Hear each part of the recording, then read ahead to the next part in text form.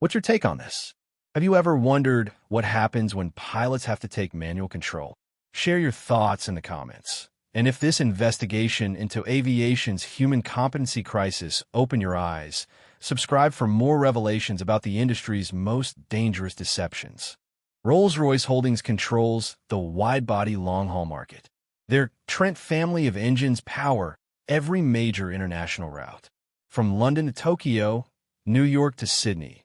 If you're flying over an ocean, you're probably riding on Rolls-Royce power. General Electric dominates the American market in narrow-body aircraft. Their CFM international joint venture with Safran has delivered over 40,000 engines. That's not just market leadership, that's market colonization. Pratt Whitney, owned by Raytheon Technologies, specializes in regional aircraft and military contracts. But their revolutionary geared turbofan technology has positioned them as the dark horse threatening the entire established order. Together, these three companies control 97% of the global commercial engine market. That's not competition. That's a cartel operating in plain sight. Here's how the trap works. Airlines need engines to fly. Engines cost more than most airlines can afford to purchase outright. So engine manufacturers offer an irresistible solution. Lease the engines and pay only for what you use. It sounds reasonable until you examine the mathematics. Over a typical 20-year engine life cycle, airlines will pay 3 to 4 times the engine's purchase price through lease payments. A $50 million engine generates $150 to $200 million in lease revenue. But the real genius of this system isn't the profit margin, it's the control it provides. Airlines become perpetually dependent on engine manufacturers for every aspect of their operations. Maintenance control. Engine lessors control all major maintenance. Airlines can't choose cheaper alternatives or develop in-house capabilities. They must use manufacturer-approved services at manufacturer-set prices. Route control. Want to fly a new international route? You need engine manufacturer approval for extended range operations. They can literally veto your business expansion plans. Financial control. Engine lease payments are secured debt with the highest priority. Even if an airline files for bankruptcy, engine lease payments continue. The engines can be repossessed mid-flight if payments stop. No company exemplifies the engine leasing empire better than Rolls-Royce. What started as a British luxury car manufacturer has evolved into a global power broker that determines the fate of aviation. Rolls-Royce doesn't just make engines. They've created an ecosystem of dependency. Their TotalCare packages bundle engine leasing with maintenance, parts, and technical support. Once an airline signs a TotalCare contract, they've essentially outsourced their entire propulsion system to Rolls-Royce. The numbers are staggering. Rolls-Royce has over 13,000 engines in service worldwide. Their order book extends 20 years into the future, representing $150 billion in guaranteed revenue. That's larger than the GDP of most countries. But here's the most insidious aspect. Rolls-Royce knows more about airline operations than the airlines themselves. Through continuous engine monitoring, they collect real-time data on every flight. Fuel consumption, route efficiency, pilot behavior, maintenance needs, all feeding into Rolls-Royce's massive data analytics operation. This data allows them to optimize their own operations while maintaining information asymmetry with their customers. Airlines become blind to their own operational inefficiencies while Rolls-Royce sees everything. Engine leasing creates costs that go far beyond the monthly payments. Airlines lose operational flexibility, technical expertise, and strategic independence. They become what industry insiders call tube and wings operators, essentially passenger transport companies that happen to own aircraft frames. Technical dependency. Airlines can't develop engine expertise because they don't own engines. This creates a permanent knowledge gap that makes them increasingly dependent on manufacturers. Innovation stagnation. Why would engine manufacturers rush to develop more efficient engines when they profit from fuel consumption through power-by-the-hour contracts? Market manipulation. Engine manufacturers can influence aircraft values by controlling engine availability. Want to sell your aircraft? Better hope your engine lessor approves the transfer. Political leverage. Engine manufacturers wield enormous political influence. National airlines become strategic assets that governments must protect to maintain engine manufacturer relationships. Modern engines are essentially flying computers wrapped in titanium. Every engine contains thousands of sensors transmitting data in real time to manufacturer control centers. This creates unprecedented surveillance capabilities. Engine manufacturers know when airlines are pushing engines beyond recommended parameters. They know which routes are most profitable. They know which pilots are most fuel efficient. This information asymmetry provides enormous negotiating leverage. But it goes deeper. Modern engines can be monitored and controlled remotely. While manufacturers claim this is for safety and maintenance optimization, it also means they have kill switches built into every commercial aircraft. During the 2020 pandemic, when airlines couldn't make lease payments, several carriers reported mysterious engine performance restrictions that coincidentally resolved when payments resumed.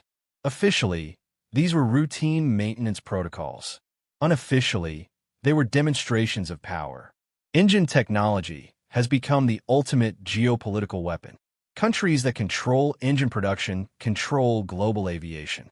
This reality has transformed engine manufacturers into quasi-governmental entities. When the U.S. wanted to pressure China, they restricted engine exports. When Russia invaded Ukraine, engine manufacturers immediately severed all support for Russian airlines, effectively grounding their international fleets. Worldwide, engine manufacturers offered payment holidays and restructured deals. But these weren't acts of mercy. They were strategic moves to maintain market control.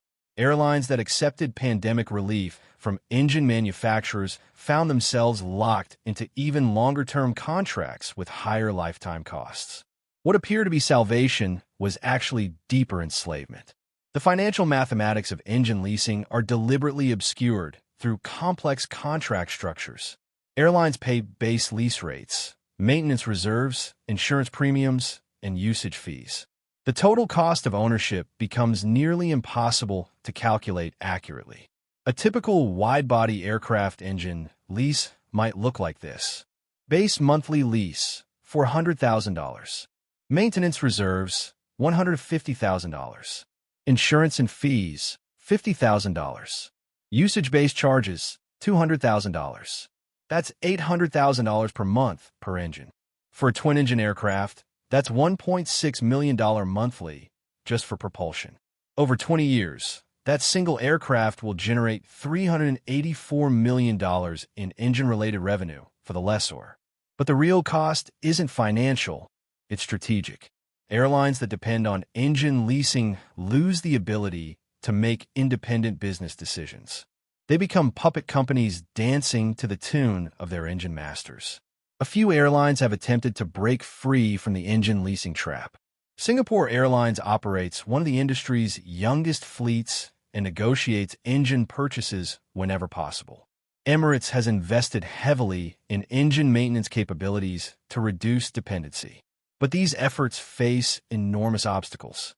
Engine manufacturers have created switching costs so high that escape becomes economically impossible. Pilot training, maintenance systems, spare parts inventory. Everything is designed to lock airlines into single-vendor relationships. Airbus have begun offering complete aircraft packages that include engines, reducing the power of engine lessors.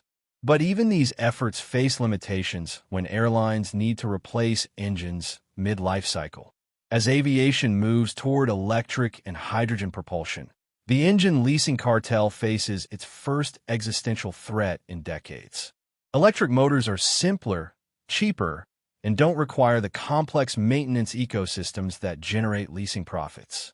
But don't expect the engine giants to surrender without a fight.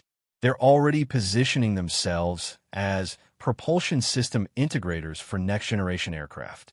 The same companies that control jet engines today are working to control electric aviation tomorrow. The transition to sustainable aviation fuels, SAF, presents another opportunity for continued control. Engine manufacturers are developing SAF-specific certification requirements that could lock airlines into new dependency relationships. Here's what the engine manufacturers don't want you to know. The entire leasing system is built on artificial scarcity. The technology to build jet engines isn't really that complex anymore. What's complex is the certification process, which has been captured by the existing manufacturers. New entrants face regulatory barriers that take decades to overcome and cost billions to navigate.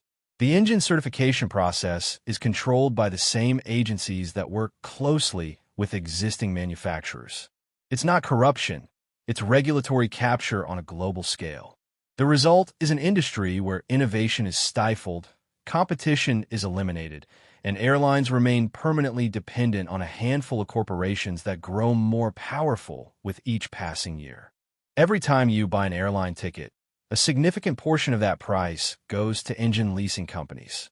Industry analysts estimate that 15 to 20% of every ticket price represents engine-related costs. On a $1,000 international flight, $150 to $200 goes directly to Rolls-Royce, GE, or Pratt Whitney. But the indirect costs are even higher. Airlines pass along their lack of operational flexibility through reduced route options, higher prices, and diminished service quality. The engine leasing system makes aviation less efficient, less innovative, and more expensive for everyone. This isn't just an industry problem. It's a systemic manipulation of global transportation infrastructure by a handful of corporations that have positioned themselves as indispensable intermediaries in human mobility. As we've seen, the engine leasing industry represents one of the most successful examples of corporate control over essential infrastructure in human history. 3 companies have managed to insert themselves as permanent intermediaries between airlines and their most critical assets. The question isn't whether this system is profitable for engine manufacturers. Clearly it is. The question is whether it serves the broader interests of aviation safety, innovation, and accessibility. When airlines can't afford to own their engines, when technological innovation is stifled by lease contract restrictions, when entire national carriers can be grounded by the decision of a foreign corporation, we have to ask whether the engine leasing system represents progress or exploitation. The next time you board a commercial aircraft, remember that you're not just paying for transportation.